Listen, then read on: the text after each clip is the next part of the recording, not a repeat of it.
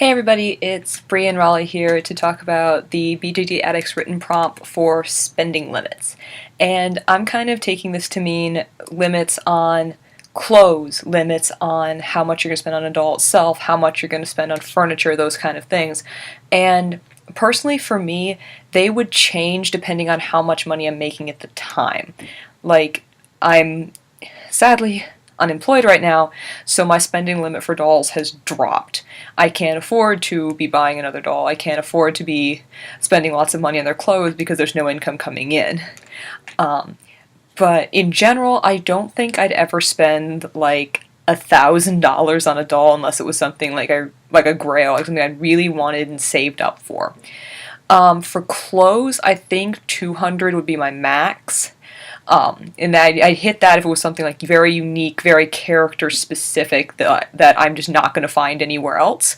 I think for furniture, I'm a little bit more flexible just because, again, you get these things that, oh, I'm never going to see this again. So it kind of wibbles. Like differences between secondhand and new.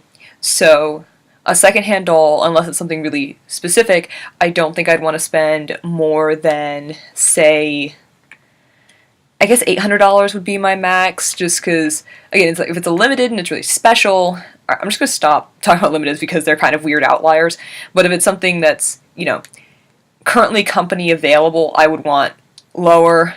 I kind of personally believe that your spending limit can be anything you want it to be, as long as you're still able to pay whatever bills you have, then that's fine. I mean, if someone wants to spend, $1,000 a month on dolls, that's up to them. And as long as they're getting, as long as they're feeding themselves and their family, as long as they're paying their mortgage and their bills and all that, that's their life and they can do what they want.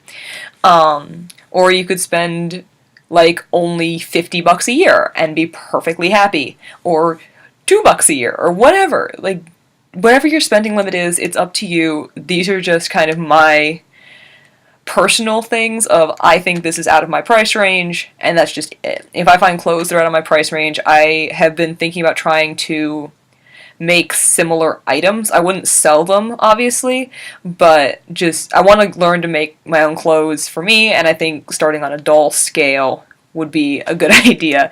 So those are just my thoughts on dolly spending limits for new dolls, for used dolls, for all the other stuff that goes into this hobby. So until next time, bye.